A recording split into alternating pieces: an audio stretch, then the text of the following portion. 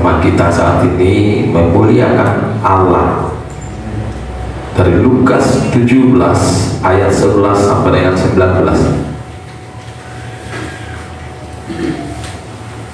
Lukas 17 ayat 11 sampai dengan 19.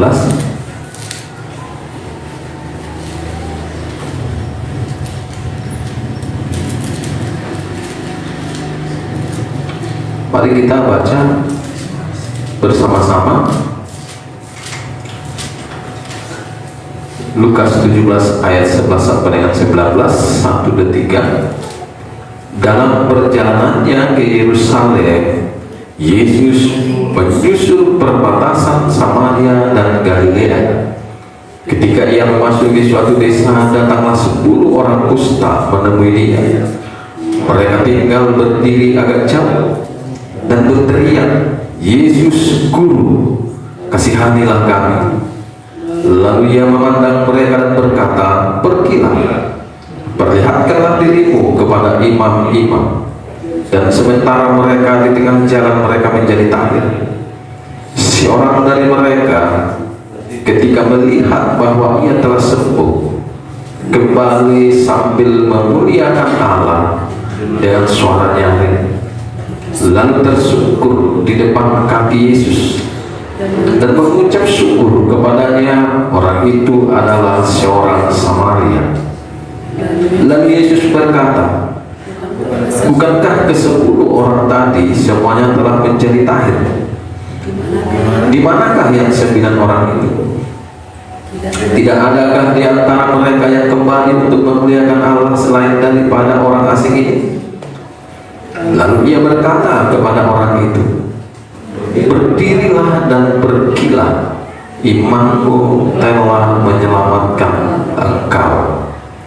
Amin. Memuliakan Allah artinya menghormati Allah. Memuliakan Allah artinya di sini adalah menghormati Allah. Kita akan belajar hari ini dari 10 orang kusta yang menerima belas kasihan Tuhan, yaitu disembuhkan dari penyakit kustanya. Disembuhkan dari penyakit kusta. Kalau sekarang penyakit kusta ini boleh saya katakan penyakit gula sebenarnya, ya, gula basah. Kalau zaman dulu orang Batak bilang sebelum mengenal namanya sakit gula disebut apa?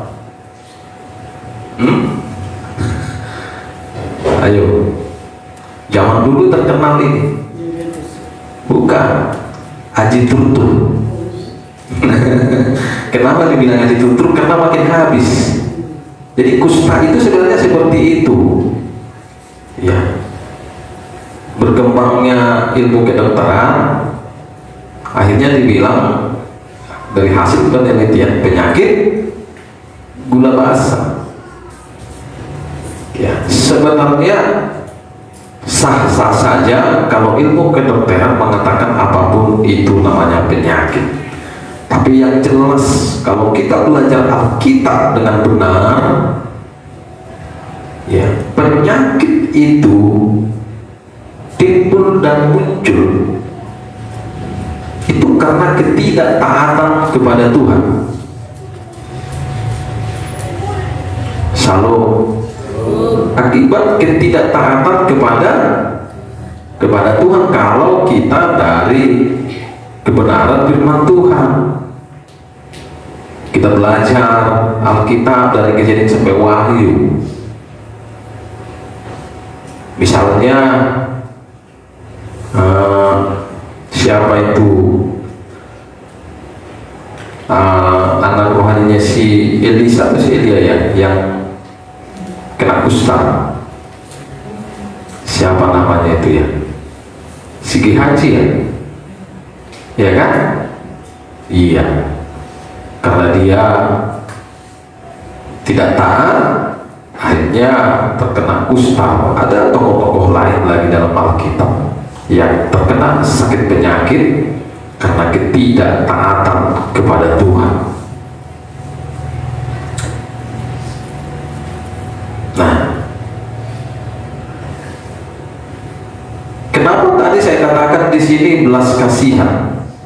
Memuliakan Allah artinya menghormati Allah. Nah, lalu saya katakan tadi di sini orang kusta ini sembuh. Orang kusta ini menerima belas kasihan Tuhan, yaitu sembuh dari penyakit kustanya.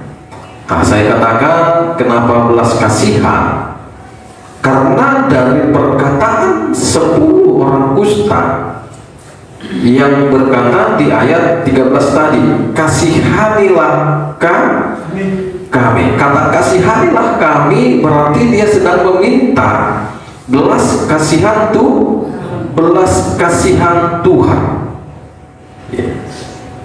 Mereka sedang mengemis, sebenarnya mengemis kesembuhan. Saya mau katakan kepada saudara bahwa kita ada saat ini hidup sehat, diberkati Tuhan, itu bukan karena kehebatan kita. Shalom. Bukan karena kehebatan kita, akan tetapi oleh karena belas kasihan Tuhan. Kita hidup sehat dan diberkati Tuhan sampai saat ini. Ya. Jadi saya minta kepada saudara, jangan sampai kehidupan kita yang saat ini dalam keadaan baik-baik, dalam keadaan sehat, kita menjadi manusia atau orang yang tidak tahu diri pada Tuhan.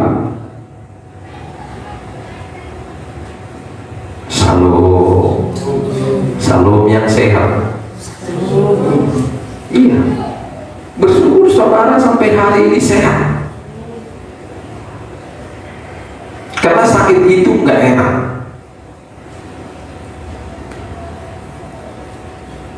Sakit itu nggak enak. Kita pilek aja pun sudah nggak enak. Ya. Pilek aja sudah nggak enak. Tambah lagi udah pilek, demam lagi, makin nggak enak. Sudah pilek, demam, batuk lagi, tambah tak enak. Sudah pilek, batuk, apalagi demam, tidak selera lagi makan. Tapi noto ya. Haleluya saudaraku. Jadi kalau masih sehat, tahu diri di hadapan Tuhan. Saya perhatikan dari awal tahun sampai sekarang, saya lihat mulai dari minggu pertama kita ibadah, mesbah 2 minggu pertama, saya lihat gairah saudara bukannya makin bertambah sama Tuhan. Saya perhatikan justru menurun. Penyembahannya saya lihat, saya lirik-lirik satu persatu. Ya, ini kacau nih saya pikir. Ya. Benar nggak itu? Saya lihat saudara seperti mati rasa sama Tuhan. Ya, nggak ada gairah. Kenapa nggak ada gairah? Saya sudah katakan di khotbah saya di akhir tahun, kita boleh masuk ke tahun yang baru itu karena kebaikan Tuhan. Harusnya kita makin bersemangat. Saya sampaikan kepada saudara sampai yang hari ini, orang-orang yang kena bencana itu belum bisa menikmati hidup seperti saudara saat ini menikmati hidup dengan enak. Ya.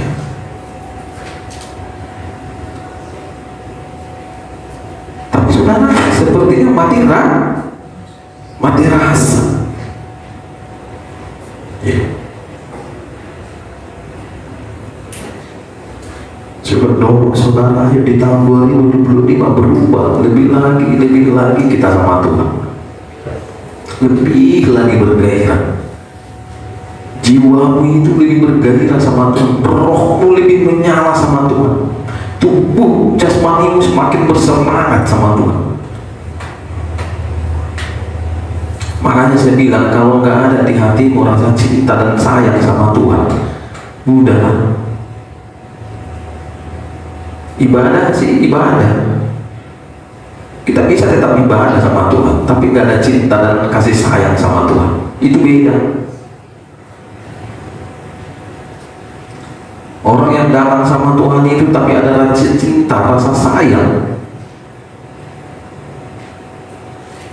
beda nggak? Selalu beda. Saya sudah berkali-kali sampaikan bagaimana Alkitab mencatat dengan jelas bagaimana hubungan kita dengan Tuhan digambarkan seperti hubungan suami istri, dan itu maknanya sangat dalam.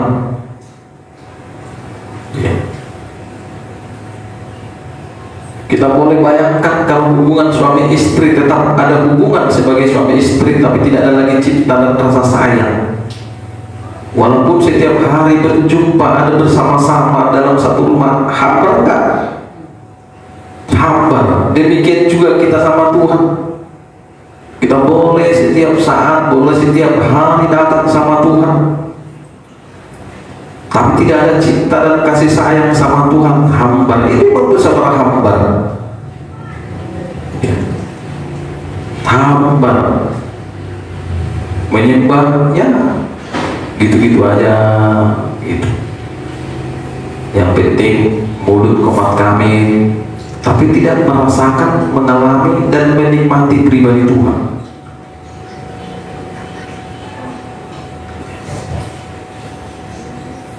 Haleluya.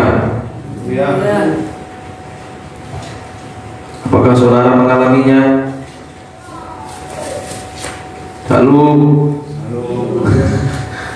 iya. Saya dari tadi saya perhatikan saudara, Tuhan ya gimana ya? Sementara power bukan itu, kita mau mengembang tahun ini nggak main-main. Saya makanya nanti habis ini kita rapat ini. Batang Kuis itu nggak main-main, itu sudah positif. Kita akan buka cabang di Batang Kuis. Kalau seperti ini kualitas pelayan saya bawa keluar, jiwa yang mau kita layani bisa kecewa lagi, karena jiwa-jiwa yang mau kita layani ini bukan jiwa-jiwa yang baru dilahirkan. Jiwa-jiwa yang mau kita jumpai di Batang Kuis adalah jiwa-jiwa yang sudah tahu kebenaran, ya, tapi tidak tergembala dengan benar. Jiwa-jiwa yang terus merasakan kehausan, kerinduan akan pribadi Tuhan dan firman Tuhan. Jadi jangan saudara kita yang mau kita layani di Batang Kuis itu jiwa-jiwa baru.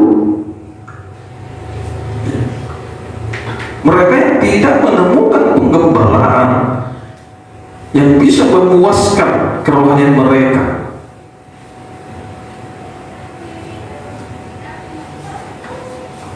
Yang membuat mereka pindah tapi tidak ketemu. Jadi kalau mereka juga nanti melihat kita tidak bisa memuaskan mereka, membawa mereka masuk lebih lagi mengenal Tuhan dalam hadirat Tuhan, sama juga nanti hasilnya mereka mentah. Mereka akan bilang sama juga ini pelayanan Siloam Bintang ini dengan pendeta yang lain, tak benar juga ini katanya.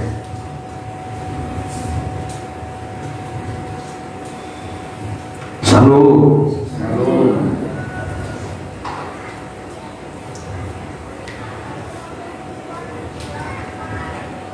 Belajarlah memberikan kepuasan sama Tuhan. Amin saudaraku. Iya, itu tandanya kita menghormati Tuhan. Kita harus tahu diri pada Tuhan.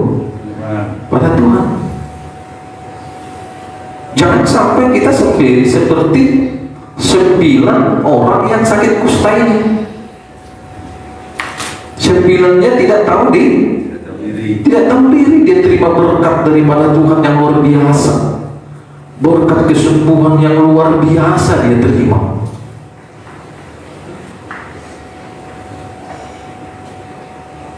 Yang tahu diri berapa orang? Hanya satu.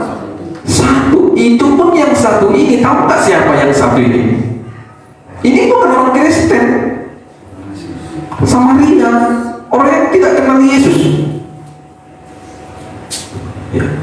Makanya saya katakan beberapa minggu ini saya sangat tertarik melihat bagaimana perkembangan agama seberang sekarang bertumbuh luar biasa, masuk jadi Kristen, dan mereka berkomunitas dalam media sosial. Mereka lebih radikal,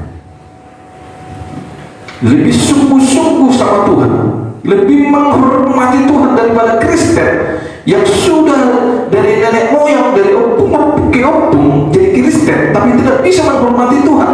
Mereka baru jadi Kristen tapi mereka luar biasa. Kacau kita ya.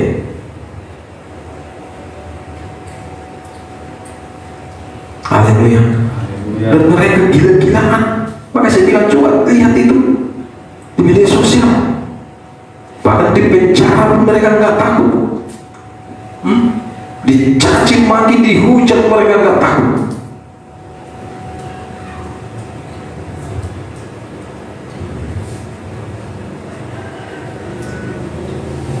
Shalom saudaraku. Haleluya. Haleluya.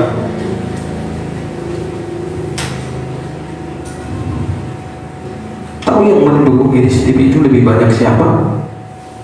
Bukan orang-orang yang lahir dari opung kepung jadi Kristen. Justru yang lahir dari opung kepung ini jadi Kristen, justru jadi penghujat di STB. Yang mendukung dia itu lebih kuat, baik dari materi dan sebagainya, itu dari agama seberang yang baru masuk jadi Kristen. Ini memprihatinkan.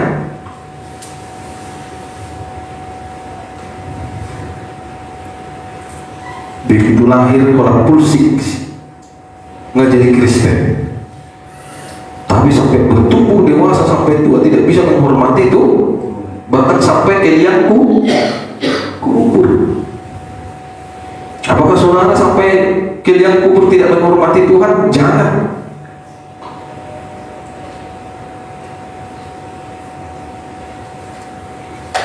Haleluya. Iya. Sudah sering sampaikan, kita aja manusia, perlu dihormati, apalagi dia Tuhan pencipta langit dan bumi dan segala isinya, ya. Pencipta saudara dan saya, pemberi kehidupan, kesehatan. Loh, kenapa kita nggak hormati?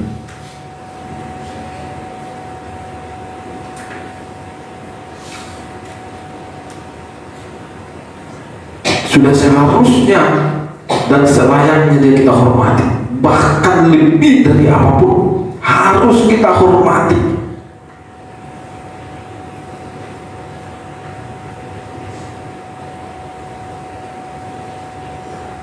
Haleluya. Jadi kita harus tahu diri.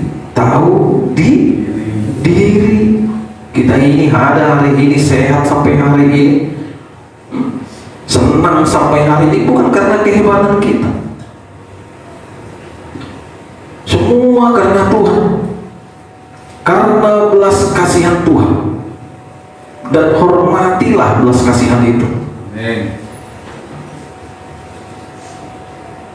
Haleluya. Itulah yang dilakukan oleh orang Samaria ini. Orang Samaria ini tahu diri bahwa dia hidup sehat oleh karena belas kasihan Tuhan. Dan itu dia buktikan lewat sikap, perbuatan, dan tindakannya. Lewat apa? Sikap, perbuatan, dan tindakannya dia buktikan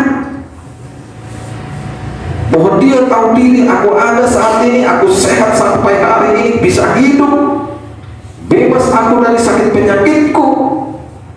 Itu karena belas kasihan Tuhan, dan dia buktikan itu dengan sikap, perbuatan, dan tindakannya yang bagaimana?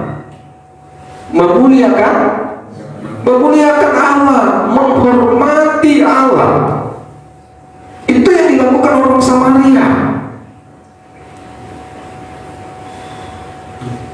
Orang yang baru saja mengenal Yesus, baru saja dia kenal Yesus, bukan sudah bertahun-tahun seperti kita, baru saja, hanya pada saat itu.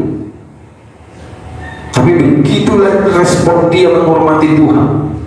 Dengan cara yang pertama, apa yang dia lakukan yang pertama? Tindakan apa, perbuatan apa yang dilakukan? Sikap yang bagaimana yang pertama yang dilakukan oleh orang Samaria ini? Kita mau belajar dari orang Samaria ini. Ayo, perhatikan ayat bacaan tadi.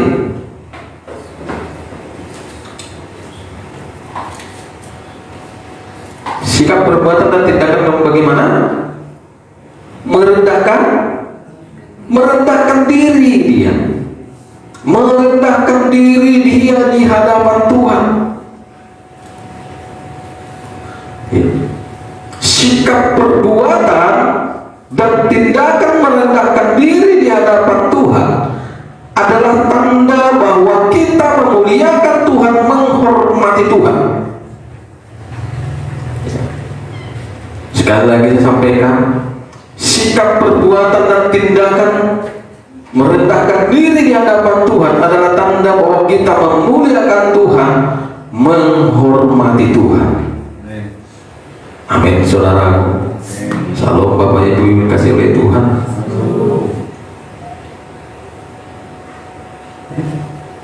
Ya udah sampaikan terus kepada saudara, berkali-kali saya sampaikan kepada saudara bahwa Tuhan paling tidak suka dengan tinggi hati. Sekali lagi saya sampaikan, Tuhan paling tidak suka melihat manusia yang tinggi hati. Shalom saudara. Tinggi hati itu apa?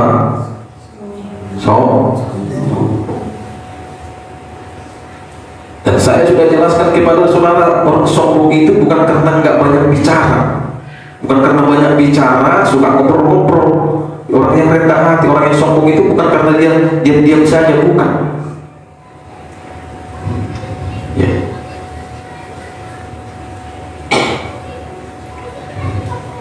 Saudara bisa bayangin nggak kalau saudara itu sama Tuhan saja tinggi hati?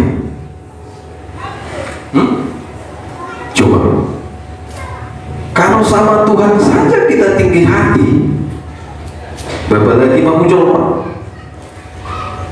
Iya kan? Coba. Sama Tuhan saja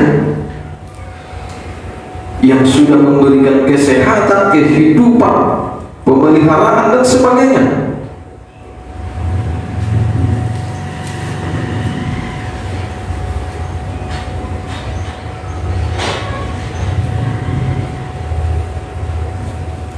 Ini harus terus jadi renungan bagi kita dan sebagai introspeksi bagi kita.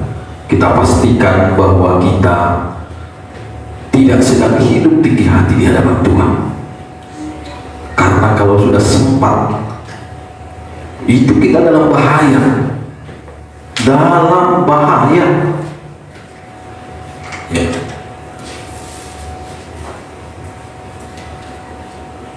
Tangkap kira-kira.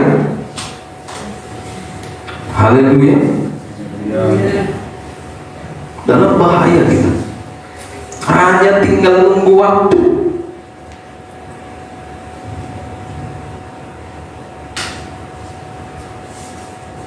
Hanya tinggal nunggu waktu. Karena memang Tuhan tidak suka dan sangat tidak suka yang beginian.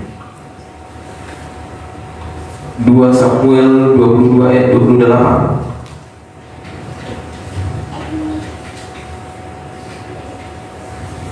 2 Samuel 22 ayat 28. Apa katanya sama orang yang kencang?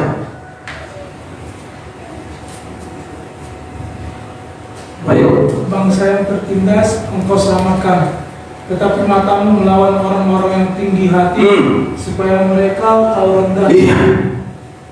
Bangsa yang tertindas engkau selamatkan, tetapi matamu melawan orang-orang yang tinggi hati, supaya mereka kau rendahkan.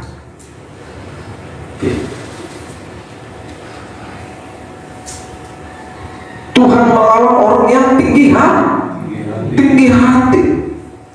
Saya sudah pernah bahkan kepada saudara tahun yang lalu, jangan sampai kita jadi seteru Tuhan.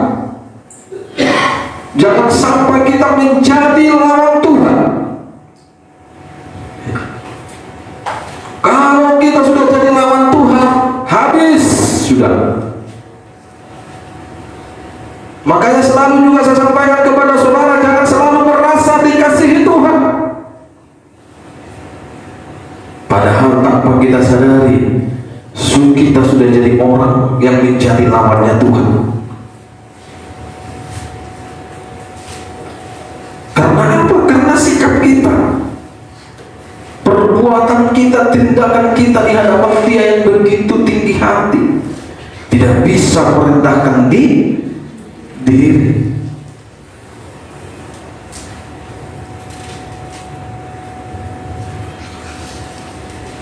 Shalom. Dari cara kita beribadah, dari cara kita menyembah Tuhan, itu kelihatan apakah kita orang yang menghormati Tuhan atau tidak. Apakah kita orang yang memuliakan Allah atau tidak.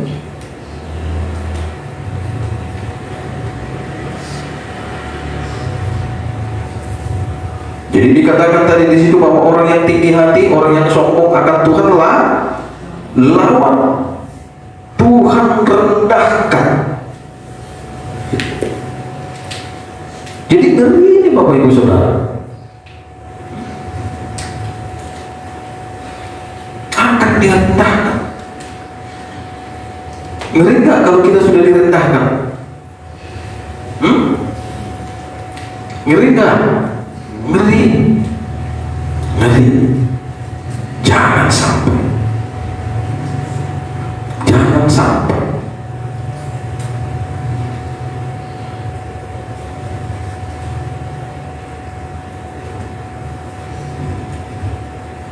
Jangan Bapak. Makanya kenapa selalu saudara yang pernah mengalami teguran Tuhan itu bersaksi? Itu ada tujuan saya. Supaya melatih saudara itu merendahkan diri sama Tuhan. Karena salah satu sikap tanda kita merendahkan diri di hadapan Tuhan, bahwa kita sudah berubah dari tinggi hati kita, adalah menyaksikan kebaikan Tuhan dan mengakui bahwa kita pernah sombong sama Tuhan dan kita pernah ditegur oleh Tuhan. Iya. Makanya kemarin saya buat di Facebook bicara soal kerendahan hati di hadapan Tuhan, bukan soal bicara apa cara dan gaya berpakaian, bukan soal cara dan gaya berbicara berkata-kata, bukan soal cara dan gaya berjalan dan sebagainya, tapi soal bagaimana sikap kerendahan hati di hadapan Tuhan, bagaimana kau taat pada Tuhan. Ya, tunduk sebelumnya secara total, itu kerendahan hati. Jadi bukan soal kalau kau berjalan sedami,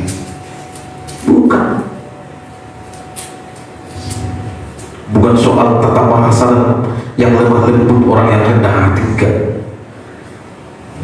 Banyak orang di luar sana kalau diajak ngobrol lembutnya setengah mati, tapi ketaatannya sama Tuhan nol. Banyak enggak? Banyak.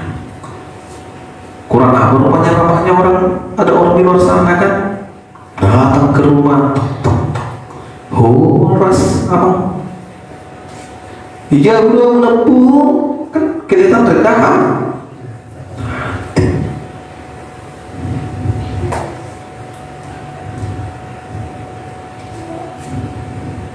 Rendah hati itu bisa dibuat-buat menurut versi kita.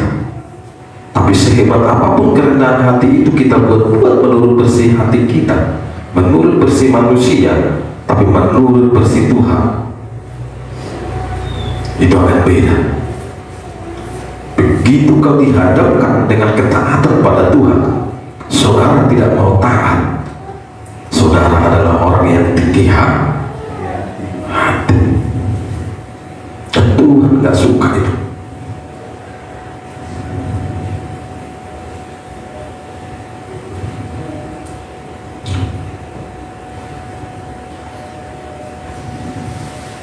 Bilang dulu samping, mari kita makin rendah hati sama Tuhan.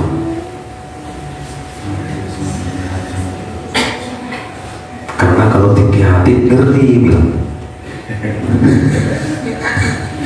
ngeri kan ya. Amsal 21 ayat 4.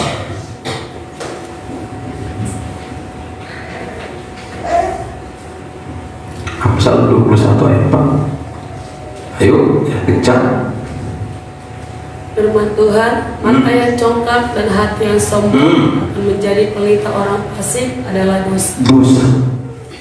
Karena kesombongan itu, tinggi hati itu ternyata adalah dosa. Makanya selalu juga saya sampaikan, jangan hanya menilai dosa itu mencuri, berbohong, berzina. Bukan, banyak lagi dosa.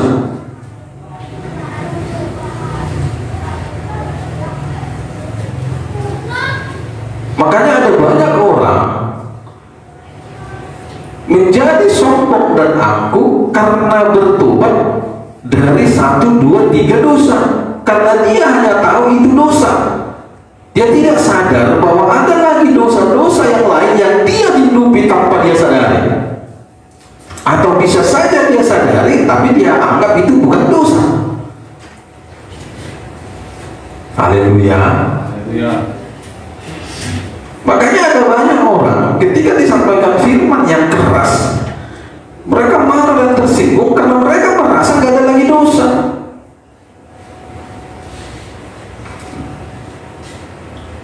Emang saya maling? Emang saya pencuri? Emang saya penjahat? Saya gak pernah bunuh orang.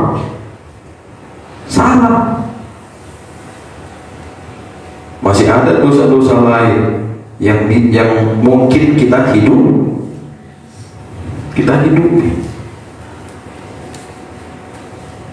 termasuk dosa tinggi hati.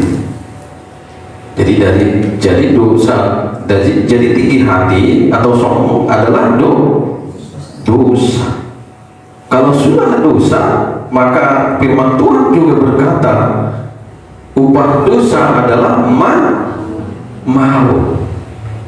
Roma 6 ayat 23.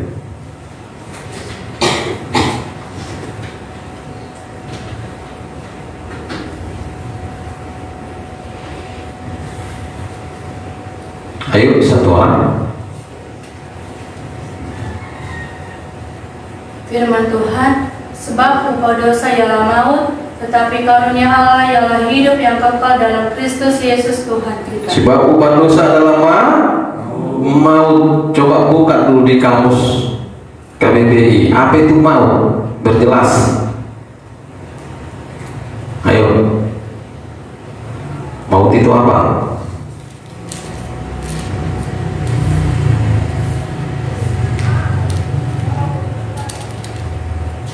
Dan apa? Apa katanya ya? Kematian. Upah dosa adalah kematian. Bilang dulu, upah dosa adalah kematian. Upah dosa adalah Iya. Kalau kita bicara kematian itu ada 2 jenis. Ini yang harus saudara sadari. Mati secara lahiri, terus mati secara kekal. Mati secara lahiriah itu kita mati selama di bumi ini, mati secara daging, secara perdagingan.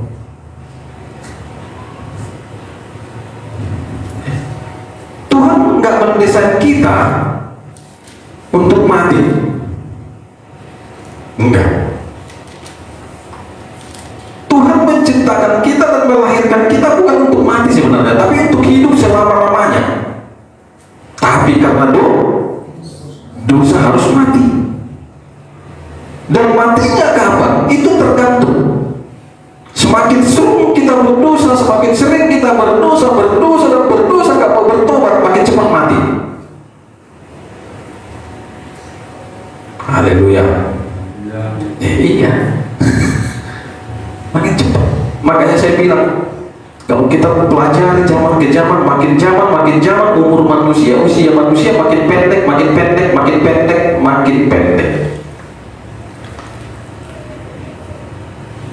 Kalau sekarang manusia rata-rata mati itu sudah di bawah 60.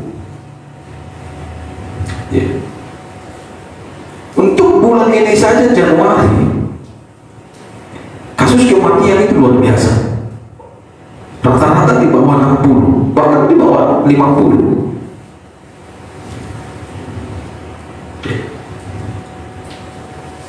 Kenapa? Karena dosa. Orang gak mau bertobat. Manusia ini tetap hidup tinggi hati di hadapan Tuhan dan mau merendahkan diri.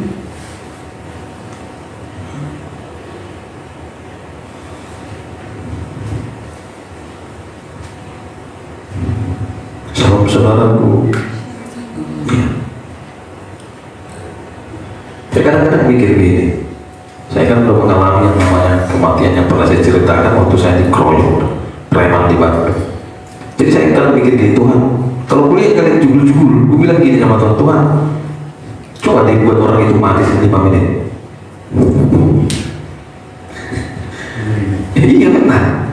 Maksud saya udah tahu dan rasanya bahwa mengerikan, ngeri.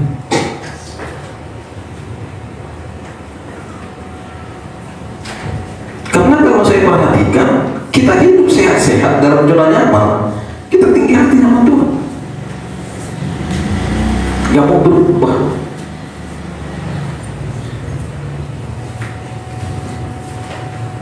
Jangan sampai kita berhadapan dengan maut. Saya udah bilang tadi, kita jangan berhadapan dengan maut. Berhadapan sakit penyakit saja kita nggak sanggup. Ya. Kalau tertutup kita nggak sanggup. Mereka kita tertutup sisi luntok gue, tutup kita nggak sanggup kita kan. Aduh.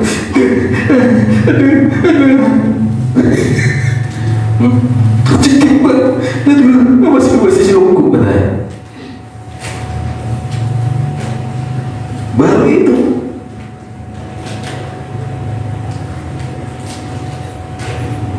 kalau tahu kita upah dosa itu sakit dan menyakitkan, bahkan bisa berakibat kematian, mari kita jangan berbuat dosa apapun itu, pelanggaran apapun jangan.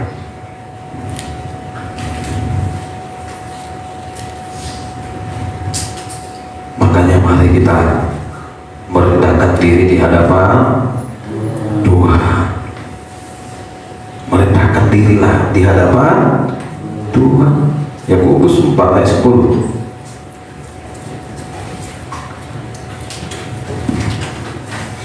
Yakobus 4 ayat 10.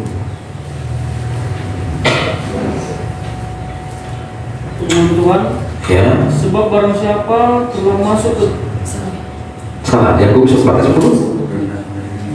Ini kacamata Pak.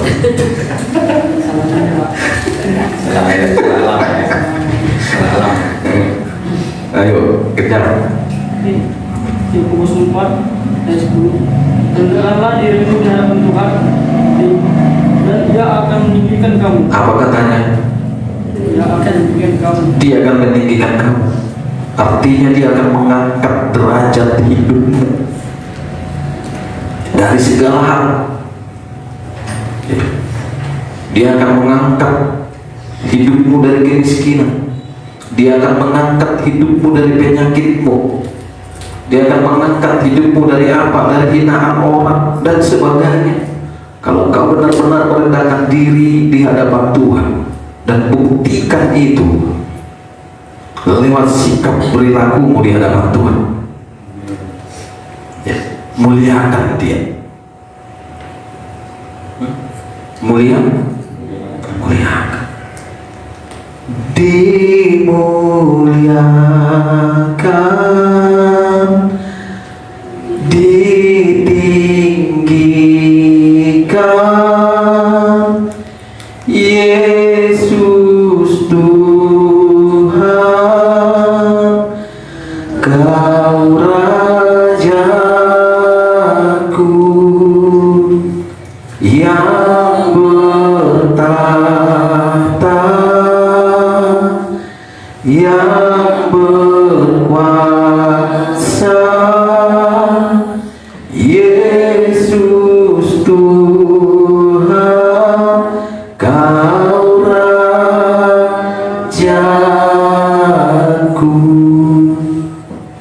Haleluya. Amin ya. 1 Petrus 5 ayat 6.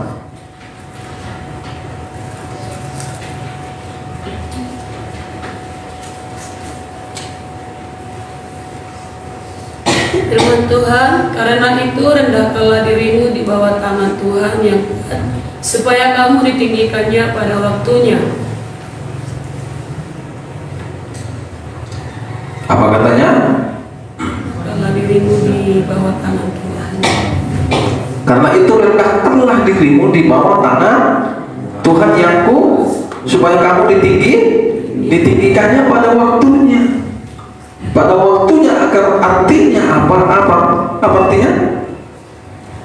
Pada waktunya artinya akan tiba waktunya begitu engkau merendahkan diri di bawah tangan Tuhan, di hadapan Tuhan, maka Dia akan meninggikanmu seperti dalam kitab Amsal tadi. Dia tidak akan pernah biarkan hidupmu dalam kerendahan. Dia tidak akan pernah biarkan kehidupan saudara dan saya direndahkan orang, atau dianggap orang rendah, karena Dia akan meninggikan saudara dan saya. Amin. Iya. Tapi orang yang meninggikan diri akan direndahkan. Jadi sebenarnya sudah pernah sampaikan di tempat ini, bersyukurlah kalau orang lain merendahkanmu, tapi ingat jangan marah. Ngerti kan? Iya, karena dia sedang mempromosikanmu supaya ditinggikan Tuhan dan dia direndahkan. Gak usah lawan. Kalau kau direndahkan, gak apa-apa, diam saja.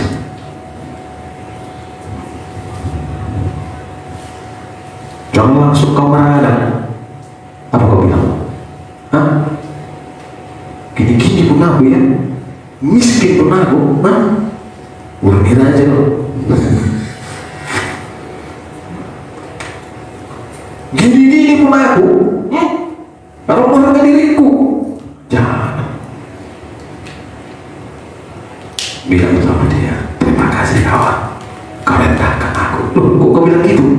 Karena aku pegang firman Tuhan, ketika kau rendahkan aku, Tuhan akan tinggikan.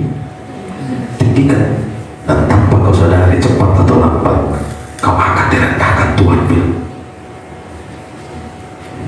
Haleluya. Iya. Pasti Bapak. Makanya kita harus berpegang kepada firman. Mari kita lebih lagi merendahkan diri di hadapan Tuhan, muliakan Tuhan, muliakan. Tadi lewat apa tadi? Sikap, perilaku kita dan perbuatan kita. Lalu lewat apa lagi kita bisa memuliakan Tuhan sesuai dengan konsep firman? Ada satu lagi selain daripada sikap kita, perilaku kita, perbuatan kita, ada satu lagi. Dan ini yang terus jadi kontroversi bagi orang-orang yang ada di luar sana, baik juga orang Kristen. Ini akan jadi keributan. Yang satu ini akan jadi keributan. Padahal ini Alkitab yang mengatakan, Amsal 3 ayat 9. Ini orang paling benci kalau sudah baca ayat ini. Amsal 3:9 apa katanya? Muliakanlah Tuhan dengan hartamu, dengan hasil pertama dari segala penghasilanmu. Iya, apa katanya? Maka perhatikan. Ayo coba semua dulu. Apa yang maksud pakai ini? Ayo sama-sama 1, 2, 3. Muliakanlah Tuhan dengan hartamu dan dengan hasil pertama dari segala penghasilanmu. Ya kan? Ini berat.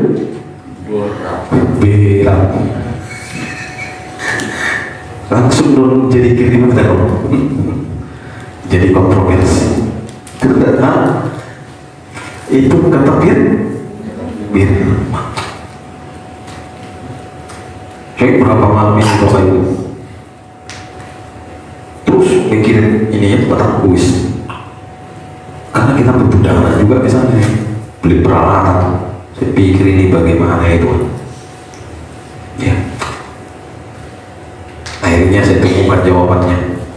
Roh Kudus bilang persembahkan itu tim yang besar yang di kamar itu jadi batang kuis sebagai layar monitor. Terpaksa juga di Roh Kudus udah ngomong. Iya, dan Roh Kudus bilang tambah lagi 1, siap bos, saya bilang. Yang penting kau berkati aku, akan saya tambah. Gak apa-apa, kita korbankan aja di bersama. Amin. Iya. Jadi nggak ada istilah sayang dengan harta, nggak sayang. Sayang kali ini, sayang. Saya udah bilang Bapak Ibu sampai hari ini aku berdoa. Kemarin sebenarnya saya tidur siang. Tapi saya lupa Tuhan kasih tahu di mana tempat jual jam tangan ini. Tapi saya lupa. Begitu saya bangun, karena saya berburu kamar mandi, kamar mandi saya lupa blank. Lewat mimpi loh Tuhan kasih tahu. Saya bilang saya kemana? Tadi aku mimpi Tuhan bilang Tuhan sudah kasih tunjuk kemana jam ini harus dijual. Tapi karena sakit buru-burunya saya kamar mandi, saya harus. Saya balik lupa. Aduh Tuhan.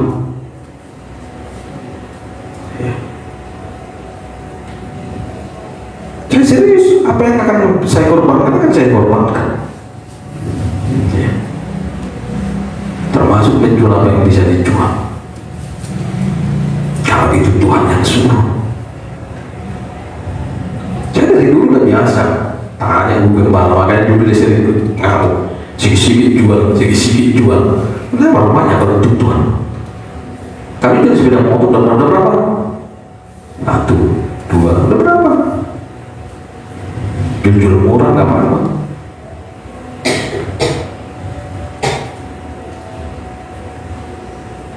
Tuhan bilang kok muliakan Tuhan dengan harta.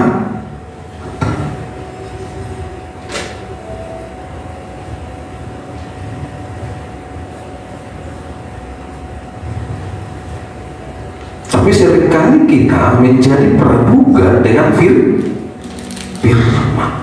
Kita tidak percaya dengan firman. Nanti kalau mengorbankan ini, mampus dah. Seolah-olah kita nggak percaya bahwa Tuhan akan mengganti, bahkan lebih dari yang kita korbankan itu bisa Tuhan ganti. Benar Bapak.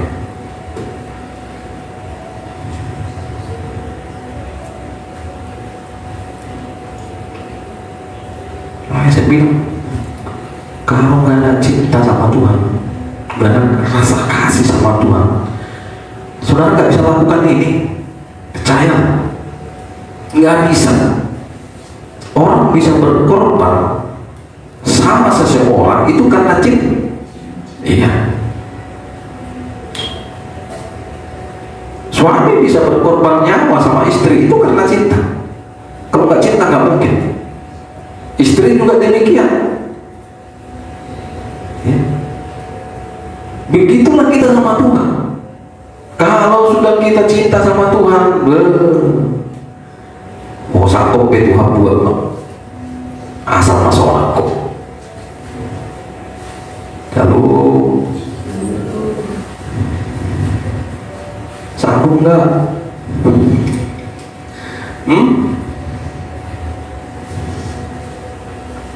Sanggup nggak kita disebut tidak? Daud itu kan begitu sama Tuhan kan?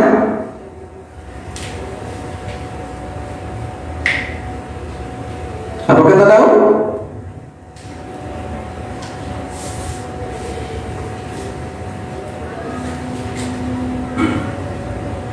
Ayo, Mazmur 69 ayat 9. Mazmur 69 ayat 9. Apa katanya? Ayo, yang benar-benar mencintai Tuhan ya, baca yang kencang.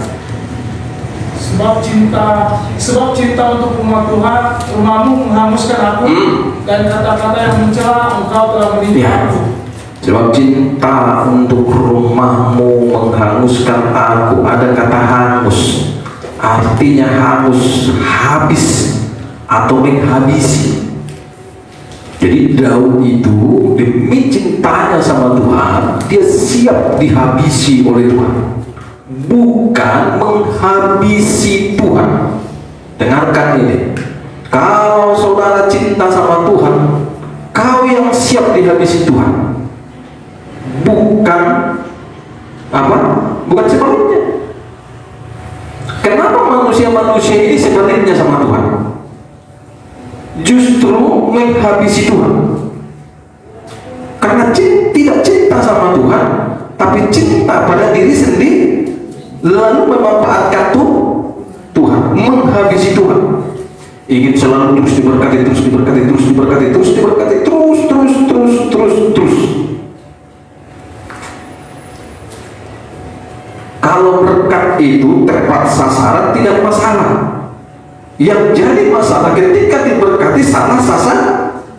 Seperti kemarin saya posting dalam Facebook, dalam kitab apa itu?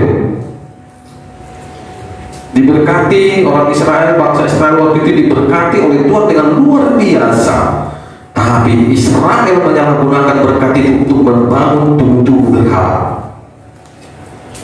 Salah sasaran. Itulah yang dilakukan suku Bani. Itulah yang dilakukan suku Bani. Waktu miskin dia, Tuhan,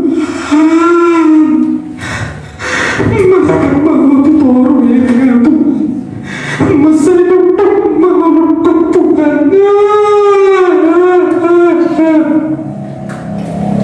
Begitu diberkati Tuhan,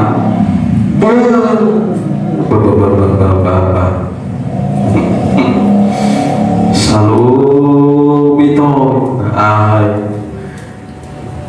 ini pasuk-pasuk ekonomi itu suka-suka imannya masuk Tuhan kalau membangun tubuhnya bumi kita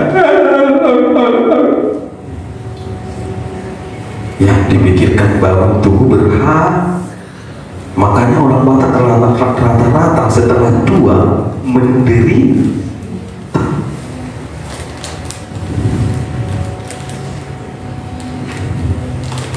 Sekali lagi saya sampaikan kepada saudara, begitu kami berkati Tuhan, muliakan Tuhan. Berkat yang Tuhan percarakan, taruhlah untuk Tuhan, supaya keran berkat tetap mengalir. Haleluya. Kami bukan nggak bisa melengkapi jam saudara kira, tapi kami berapa tahun ini, udah berapa tahun gak pulang. Gak penting bagi saya lebih utamakan Tuhan. Kami dari sampai hari ini lebih utamakan Tuhan. Saya bilang sama Bu Gembala, ada waktunya Tuhan. Ingat firman Tuhan, waktu kita bukan waktu Tuhan, tapi waktu Tuhan waktu kita. Kalau Tuhan bilang belum waktunya, jangan paksa-paksa. Kadang-kadang kita paksakan, karena ada uang supaya dilihat orang kan. Forma sudah bajunya baru, sepatunya baru, turun perhiasan, setelah pulang nanti jual kembali. Haleluya, saudaraku. Ada waktu Tuhan. Muliakan dulu Tuhan. Saya bilang kita fokus dulu muliakan Tuhan. Setiap tahun kami ditelepon, nggak pulang, enggak. Ada waktunya. Karena masih perlu berjuang untuk Tuhan. Waktu ini singkat, hidup kita ini nggak tahu kapan. Selain selagi masih hidup, mari kita muliakan Tuhan. Amin saudara, mari kita muliakan. Hari ini kita nggak jumpa dengan saudara kita, nanti ada bertemu di surga. Kalau nggak di surga di mana? Di neraka kan? Karena pokoknya yang jelas masih berjumpa. Jangan saudara pikir nggak berjumpa, masih. Jadi jangan saudara bilang nggak bisa mengulang. Dan orang mengulang bertiba berjumpa berjumpa. Padahal setelah hidup di dunia ini berakhir, nanti kalian bisa berjumpa. Jumpa nanti sana. Pak Waru nanti jumpa di sana. Itu rumahnya Pak Waru. Itu rumahnya Pak Waru. Pak Preki di sana dia. Masih jumpa. Iya.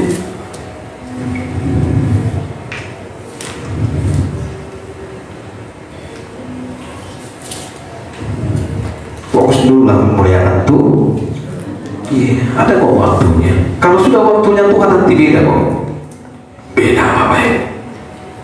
Beda, nggak mungkin dia bermanuver saudara kalau sudah waktunya. Kalau sudah Tuhan bilang kan, contoh nih, tahun depan contohnya ini Tuhan bilang, hambaku bintang tahun depan ke waktunya pulang. Pasti dia perlengkapi, bukan perlengkapan biasa. Kalau sudah Tuhan memperlengkapi, bukan biasa, saudara.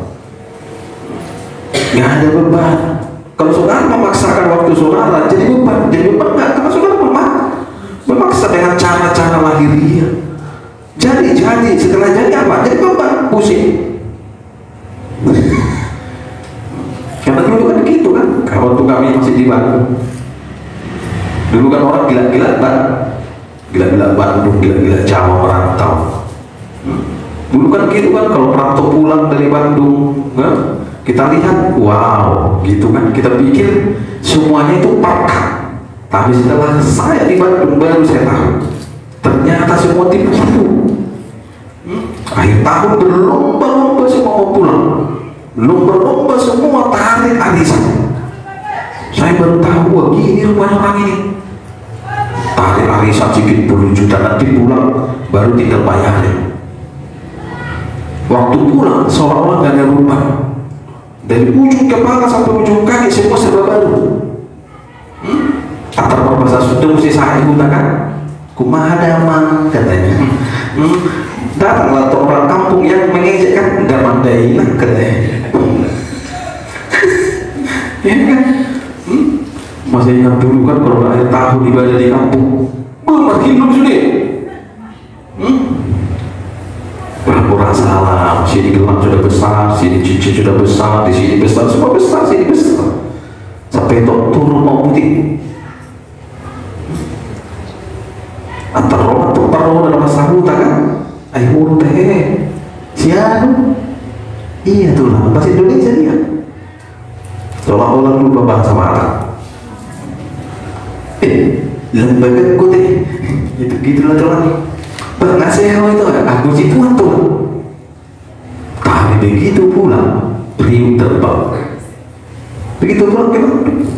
Dulu ada tetangga kami, orang yang goreng. Waktu pulang, soalnya malas di rohana.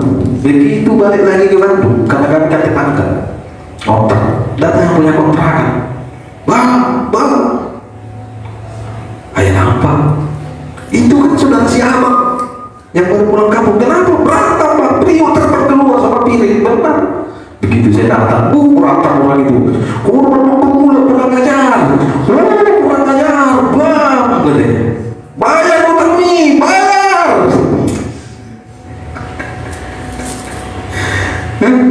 Waktu pulang luar biasa. Misalnya udah kau ambil bang jasmu yang dari tukang jati itu, nanti kau bayar di kampung katanya. Keren nih aku.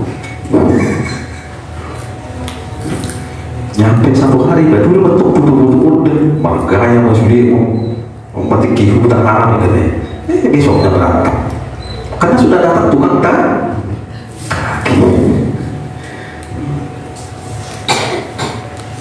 Kalau waktu Tuhan mungkin gak gitu. Nah, karena pasti beda. Semua akan Tuhan cukupkan. Haleluya saudaraku. Saudara mau waktunya Tuhan atau mau waktu? Hah? Yang belum menikah ini maunya waktu mau menikah atau waktunya Tuhan? Tuhan. Iya. Kencang kali loh. Habis terusnya kamu itu. Kayak mana nih Pak, belum dapat jodoh.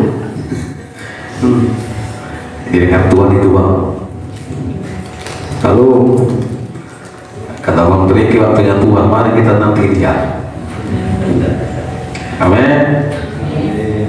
Jadi tandanya kita mencintai Tuhan, kita siap dihanguskan oleh Tuhan.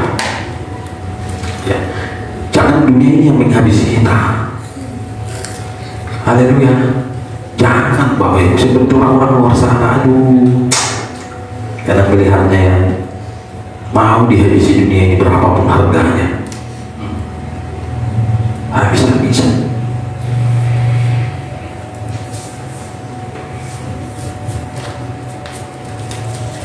Jadi itu tadi orang Samaria tadi, dia buktikan melalui sikapnya tadi merendahkan diri. Terus yang kedua apa yang dia lakukan? Tandanya bahwa dia orang Samaria ini tahu diri di hadapan Tuhan dan dia memuliakan Tuhan dengan cara tadi yang pertama merendahkan diri, yang kedua atau yang terakhir apa yang dia lakukan? Ayo lihat naik bacanya. Bersyukur selalu. Apa katanya? Ku bersyukur Tuhan, ku bersyukur Bapa, sebab kasih setiamu di dalam hidupku. Ku bersyukur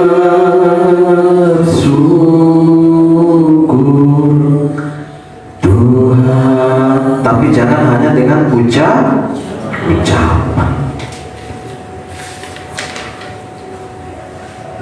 Orang Samaria ini bersyukur. Orang yang memuliakan Tuhan, menghormati Tuhan adalah orang yang tahu bersyukur. Tandanya kita bersyukur kepada Tuhan, mari kita memuliakan Tuhan. Baik ketika diberkati atau tidak diberkati pun, mari kita muliakan Tuhan. Apalagi waktu kita diberkati, lebih lagi kita muliakan Tuhan. Apa katanya tadi situ tentang orang Samaria ini? Dia bacaan tadi. Lalu tersyukur di depan kaki Yesus dan mengucap syukur, mengucap syukur dia.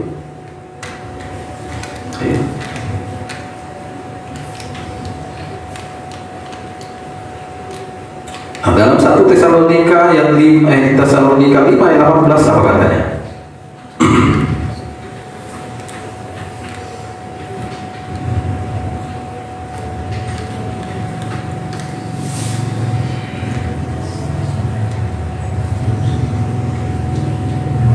Ayo yang kencang.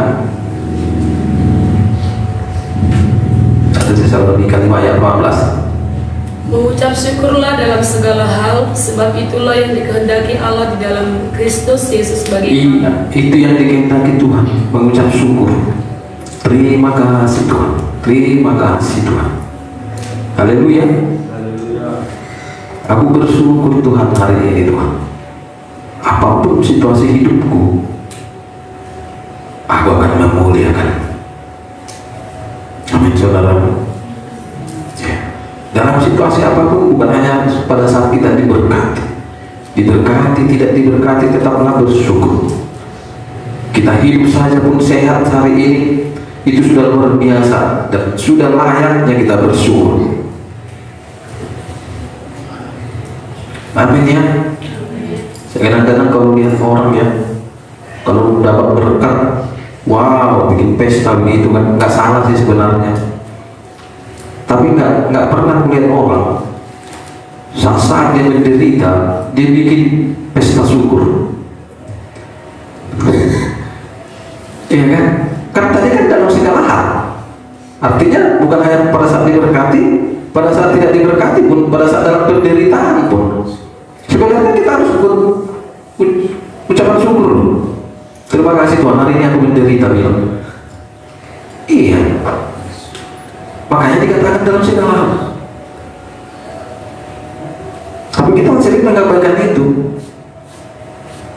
Sebenarnya Tuhan sedang mencari orang yang berucap syukur ketika dia dalam kesusahan. Makanya saya bilang, kalau orang mengucap syukur ketika diberkati, biasa kok. Siapapun bisa. Siapapun bisa.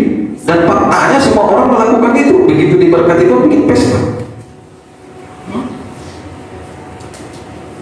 Tapi pernah nggak melihat orang bikin pesta karena dia tidak diberkati Tuhan? Susah kita temukan. Ya.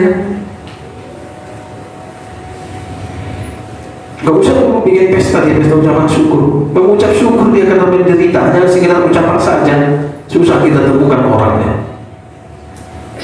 Susah banget. Ketika kau dihina orang, pernah nggak saudara bilang, Tuhan terima kasih, aku bersyukur hari ini ada orang yang menghina aku? Nggak ada itu. Iya kan? Ada orang yang memaki aku, terima kasih Tuhan. Tuhan, aku bersyukur hari ini apa yang aku kerjakan gagal. Sempat seperti itu, bisa kaget Tuhan. Wow, katanya keren. Ya, tapi kita enggak. Hanya pada saat ada keberhasilan, berkat kita bersyukur. Ketika kita enggak diberkati, ketika enggak mengalami keberhasilan, apa yang terjadi? Merengek-rengek, kecewa sama Tuhan, sakit hati sama Tuhan. Aku sudah kerjakan semua Tuhan, gagal semua Tuhan. Entah sampai kapan Tuhan. Kuliah cian Tuhan sekali jadi kerjakan berhasil Tuhan. Apa yang salah aku Tuhan?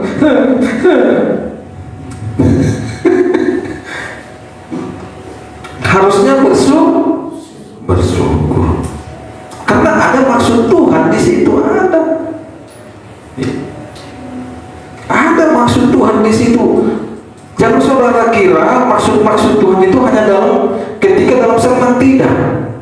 Justru kita mengatakan apa? Mari kita lihat ayat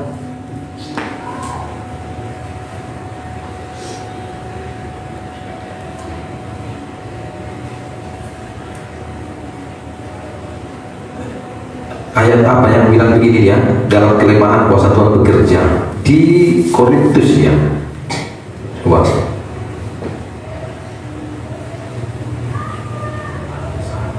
Ya, 2 Korintus 12 ayat 9.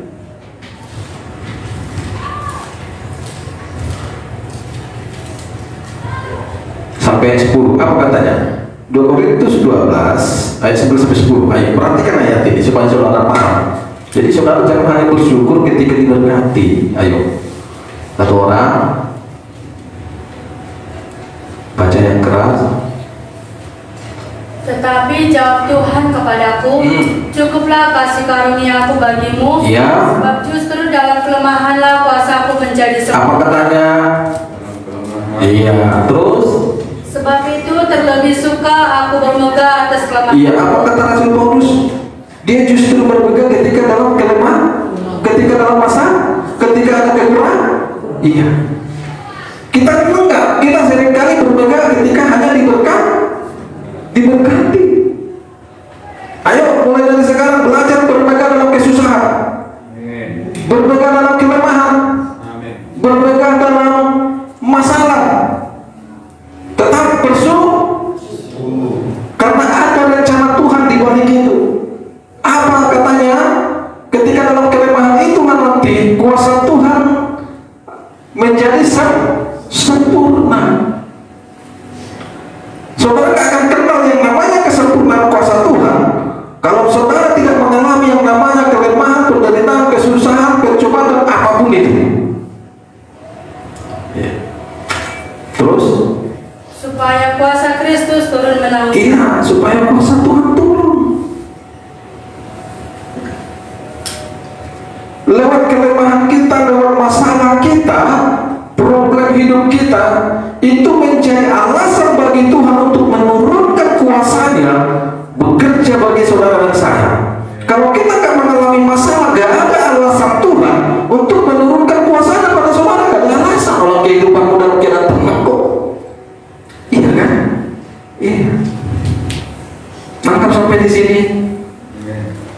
Jadi bersyukur ketika kau menghadapi masalah, karena kau akan mengalami kuasa Tuhan. Iya. Terus? Karena itu aku senang dan rela. Aku senang dan rela. Senang aja. Apapun masalah senang aja, rela aja sama Tuhan. Karena tinggal nunggu waktu nanti kau akan mengalami kuasa Tuhan. Gak usah nangis, gak usah ini kenapa ini terjadi Tuhan. Senang aja dan terus Di dalam kelemahan, di dalam siksaan, di dalam kesukaran terus, di dalam penganiayaan dan kesesakan oleh karena Kristus. Sebab jika aku lemah, maka aku kuat. Semakin kau mengalami kesukaran, mengalami aniaya, penderitaan, kau harus semakin kuat, bukan makin lemah. Kenapa ada janji Tuhan pegang? Apa itu? Bahwa tidak lama lagi kuasa Tuhan akan turun atas hidupmu. Jadi bukan malah lemah, semangat. Yes, hari ini aku mengalami penderitaan, mantap. Hari ini aku mengalami penderitaan, kesukaran. Yes, bilang. Haleluya. Hilang ayam bilang yes. Hilang etrok, yes. Makasih Tuhan, hilang etrokku. Hilang pisang muda, yes, terima kasih. Jalan aja kau dari lara, walaupun pisang hilang 1 tangan, 3 tangan, bilang ku bersyukur Tuhan. Pulang kan semangat kali kau, pujuk tak? Iya, hilang. Kenapa? Hilang pisangku, bilang. Iya kan? Begitu deh, begitu tidak kan Tuhan bilang bersuka cita lah. Jadi saya bersuka cita. Karena besok pasti Tuhan kan? Ganti 1 tanda hilang. Misalnya 1 tanda itu 50.000 contoh. Besok bisa dia Tuhan ganti jadi 100.000 dengan caranya. Asalkan seorang mengucap karena yang mengambilnya mungkin lagi dalam kebutuhan. Jadi nggak pakai repot. Haleluya saudaraku. Iya. Kau mungkin sedang disakiti, bilang ku bersyukur Tuhan.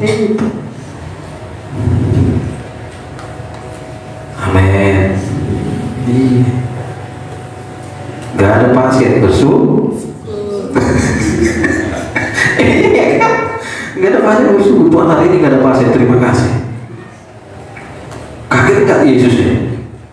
Nah, kaget dia. Datang malaikat mengamur kan. Terus tanya apa? Apa kata sih? Usia apa katanya? Terima kasih Tuhan atas hari ini gak ada pasien. Kaget Yesusnya bilang ya, aduh, udah besok berganti ya, suruh pasien kan gitu. Tapi kalau kita mengeluh, dia begitu Tuhan. Apa katanya? Tuhan, pasien lah. Nah, ada messi katanya.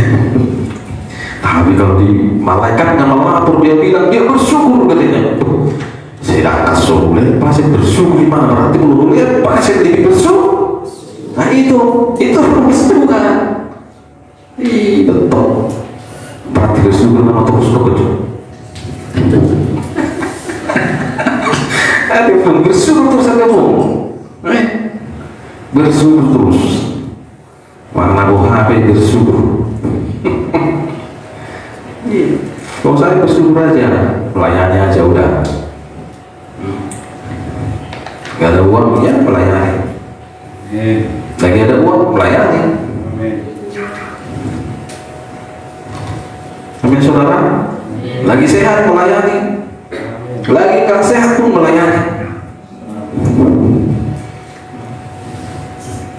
Saya udah komitmen tahun ini, Medan pun saya harus bolak-balik kalau nggak apa-apa. Walaupun saya berapa tahun ini sudah nggak bisa lagi naik kendaraan jauh-jauh. Saya bilang, saya Tuhan tolong saya terus berperang, mata yang mengantuk hilang dalam nama Yesus. Itu. Jadi jangan jadikan kelemahan kita itu untuk menghalangi kita. Aduh, jangan, saya udah selalu bilang saudara. Makanya kalau ada orang ngomong gini, Amang kemarin gak ibadah, kenapa? Ada begini-begini,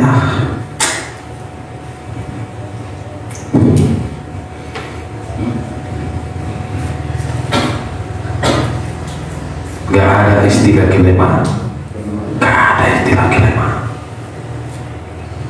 Jangan buat kelemahan menghambat hubunganmu sama Tuhan. Ini sudah berkali-kali saya sampaikan, terus saya sampaikan. Jangan buat kelemahanmu menghambat, menghalangi hubunganmu dengan Tuhan. Justru semakin kau mengalami kelemahan, kesukaran, harusnya hubunganmu semakin dahsyat sama Tuhan. Makanya saudara, semakin terikat kau sama Tuhan, semakin kau lebih cinta lagi sama Tuhan, semakin suka hidup, makin cinta, makin suka, makin cinta, makin sayang. Itu yang benar.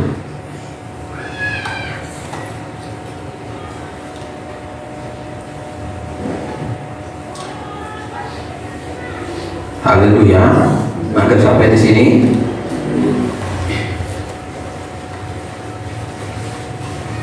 Jadi bersyukur dalam segala. Tapi tidak cukup hanya dengan perkataan. Tidak cukup juga hanya dengan sekedar aku bersyukur Tuhan, tidak, harus dibarengi dengan tindak, yaitu dengan apa?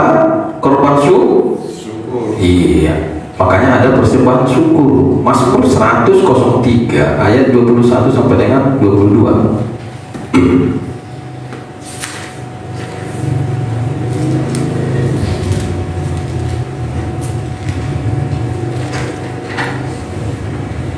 Ayo, satu orang, ini yang terakhir. Mazmur 107 ayat 21 sampai dengan 22. Apa katanya?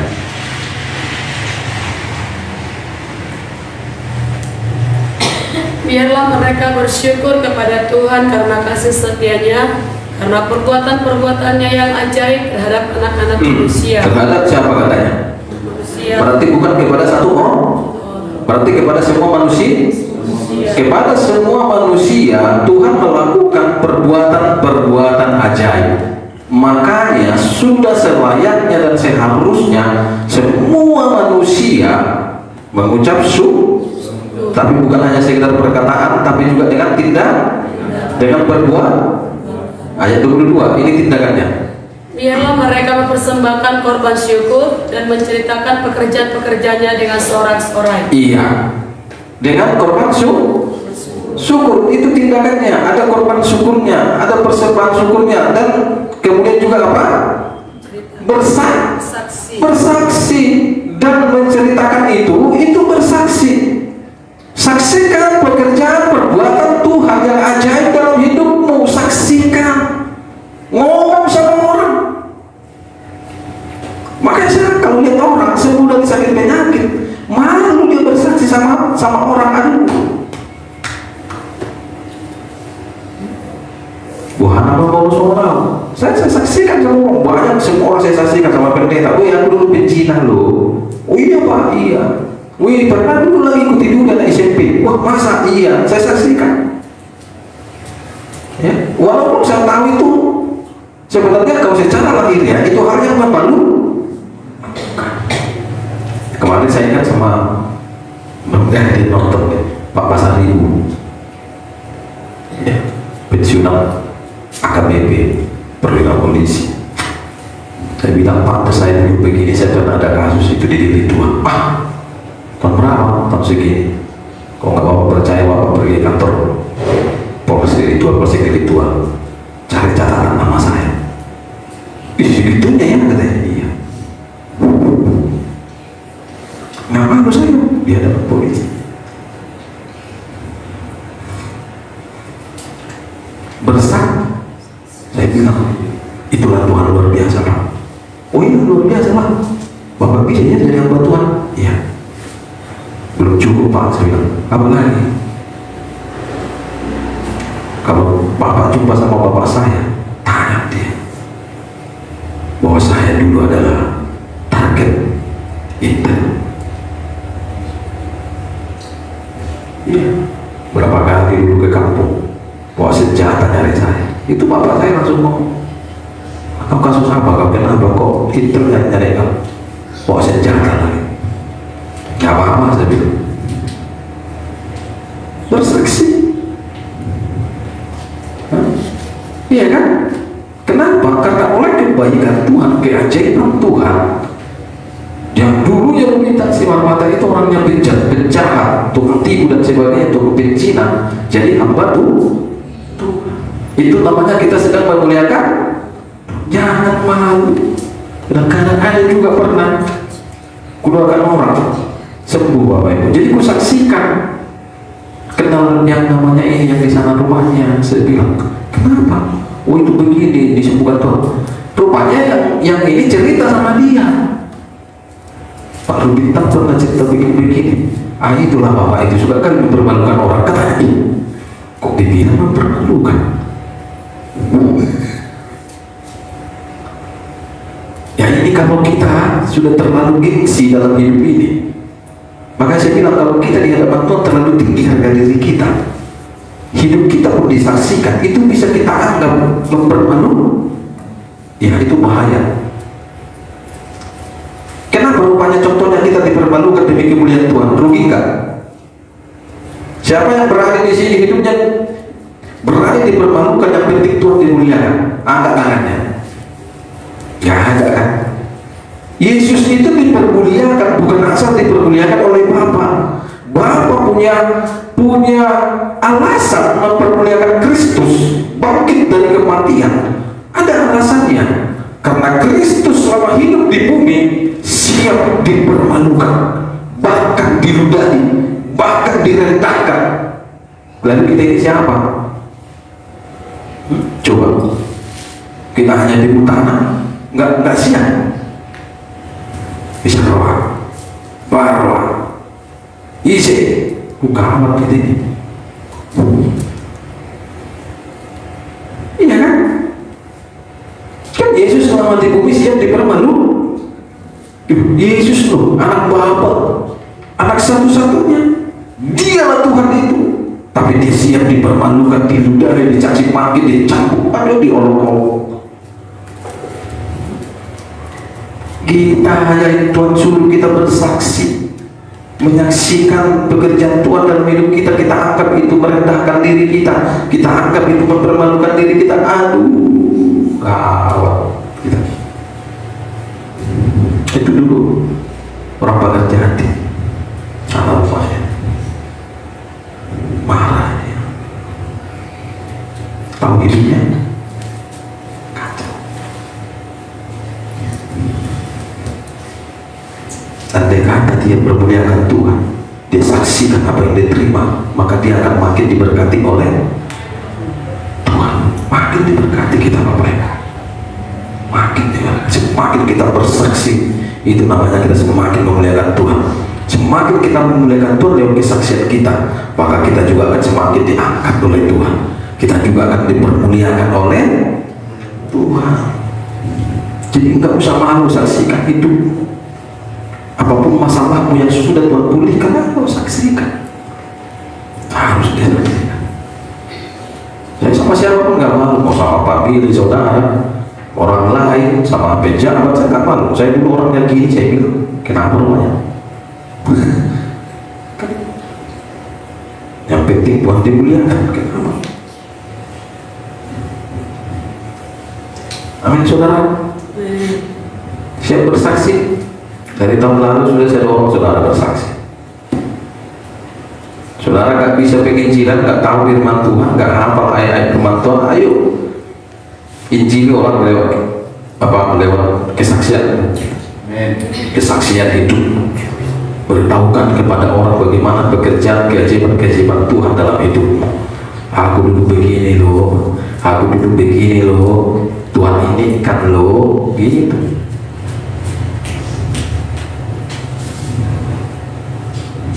Amin.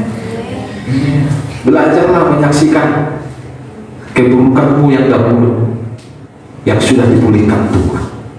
Itu yang keren. Saksikan kemiskinan itu nggak salah. Saya nggak mau saya menyaksikan saya pendeta miskin, kenapa rupanya? Iya kan? Memang kenapa rupanya? Apa harus kaya supaya bersaksi? Kan tidak. Kan tadi kan dalam segala hal. Jadi masih menyaksikan kemiskinan baru kan? Iya, coba saksikan kemiskinan. Orang pasti kaget karena nggak pernah dengar. Bilang sama orang, aku mau bersaksi sama kamu. Apa itu? Wah, aku sangat bersyukur sama Tuhan dalam kemiskinanku, bilang. Aku juga kau. Iya benar. Aku bukan kesaksian itu kesaksian yang benar, bilang. Walaupun aku dalam kemiskinan sampai hari ini aku dipelihara Tuhan, sehat tubuh jiwaku sehat, anak-anakku tidak pernah kami masuk rumah sakit dan sebagainya. Haleluya, bilang. Iya kan? Iya. Jadi di dokumen dunia juga mati. Fokus kita muat sama sehat. Oleh hati dari Tuhan. Kan hidup ngomong dulu kan. Dan si sudah pikir orang sama sehat. Fokus kita punya sama punya mana ya sama sehat. Gak mau lihat tema di Tuhan. Ya memang begitu kan, benar kan? Banyak uang banyak sakit repot juga.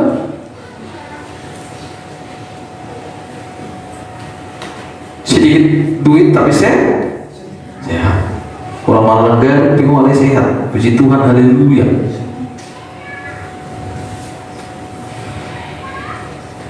Orang yang malah negara untuk kali biar orang bisa mata.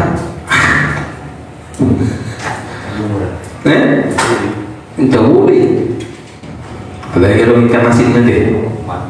Mantap itu. Makanannya. Haleluya. Jadi mari kita belajar memuliakan memuliakanlah Allah dalam kehidupan kita, walau situasinya bagaimanapun.